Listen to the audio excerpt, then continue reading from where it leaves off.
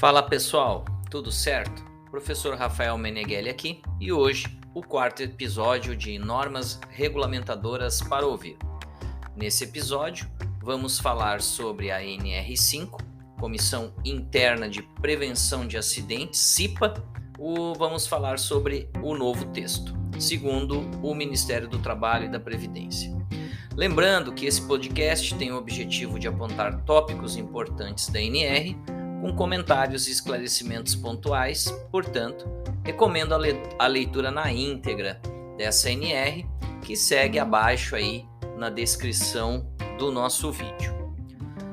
NR 5, Comissão Interna de Prevenção de Acidentes. Segundo o item 5.1.1, essa norma estabelece os parâmetros e os requisitos da Comissão Interna de Prevenção de Acidentes, a CIPA, tendo por objetivo a prevenção de acidentes e doenças relacionadas ao trabalho, de modo a tornar compatível permanentemente o trabalho com a prevenção da vida e promoção da saúde do trabalhador. A Comissão Interna de Prevenção de Acidentes, a CIPA, é uma instituição dentro das empresas. Isso quer dizer que ela é composta tanto por empregados quanto por empregadores. De uma forma mais simples, a CIPA tem como objetivo a prevenção de acidentes e doenças ocupacionais, além de auxiliar o SESMIT, que é o Serviço Especializado em Engenharia de Segurança e Medicina do Trabalho, onde a gente fala sobre ela na NR4. Ainda que atuem lado a lado, existem ainda algumas diferenças entre esses dois órgãos internos. O SESMIT é composto exclusivamente por profissionais especialistas em segurança e saúde do trabalho. Já a CIPA é um comitê partidário que é constituído por empregados do local que têm ou não experiência com o assunto. Por isso, a CIPA serve para 1. Identificar os riscos do processo de trabalho. 2. Elaborar o mapa de riscos com a participação do maior número de trabalhadores, com assessoria do SESMIT onde houver. 3. Elaborar um plano de trabalho que possibilite a ação preventiva na solução de problemas de segurança e saúde do trabalho. 4. Participar da implementação e do controle da qualidade nas medidas de prevenção necessárias, bem como da avaliação das prioridades de ação nos locais de trabalho. E 5. Realizar verificações nos ambientes e condições de trabalho, visando possíveis situações que possam trazer riscos à saúde e à segurança dos trabalhadores.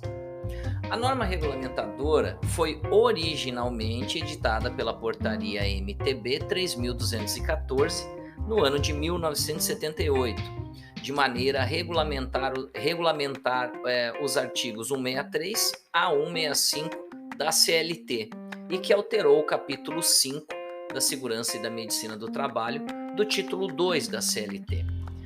Desde a sua publicação, a NR5 passou por 2 amplas revisões e 8 alterações pontuais, sendo em que sua maioria para promover atualizações nos quadros da norma que define o dimensionamento da CIPA com base nas atividades econômicas. A primeira grande revisão da norma ocorreu por meio da Portaria SSMT número 33 do ano de 1983, que além de revisar completamente seu texto, incluiu também modelos de certificados de treinamentos sobre prevenção de acidente do trabalho e as atas de eleição, posse e reunião dos membros da CIPA. A última alteração da norma ocorreu por meio da Portaria do CEPRET, número 915, de 30 de julho de 2019, que promoveu a harmonização de termos técnicos e estabeleceu novas regras para capacitação e treinamento em segurança do trabalho, especialmente quanto ao aproveitamento de conteúdos ministrados na mesma organização, ao treinamento ministrado entre organizações e aos treinamentos ministrados na modalidade de ensino à distância ou semipresencial. Conforme a agenda regulatória definida durante a 97ª reunião ordinária da CTPP, realizada entre 4 e 5 de junho de 2019, A modernização da NR5 encontra-se ainda em processo de discussão de forma tripartite. A nova NR5 CIPA e a NR1. No dia 8 de outubro de 2021, foi publicado novo texto da NR5 que trata da Comissão Interna de Prevenção de Acidentes, a CIPA. A revisão dessa NR, assim como das demais, tem mantido um alinhamento com a nova NR1, que passará a ser o principal conjunto normativo de SST. Toda empresa deve formar uma CIPA? Segundo a norma regulamentadora número 5, a formação da CIPA é obrigatória para empresas com mais de 20 funcionários, porém com grau de risco 3 ou 4, segundo o quadro 1 da NR5.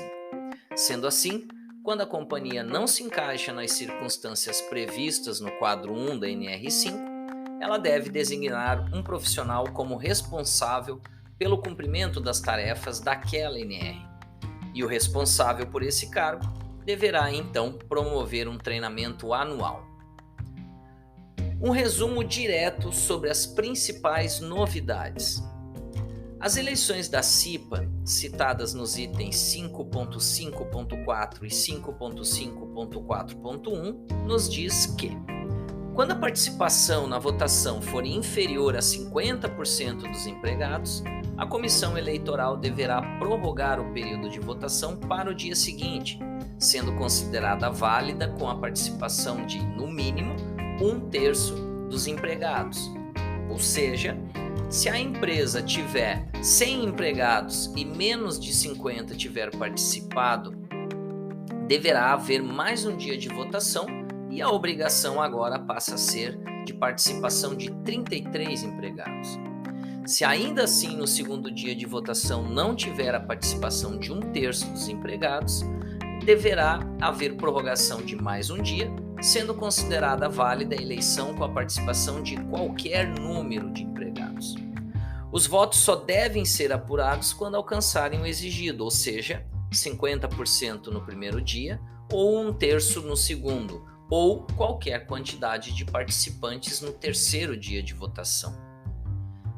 Já no item 5.6.5, nos indica que não será mais indicado um único secretário para toda a gestão da CIPA, conforme era exigido na versão anterior da norma.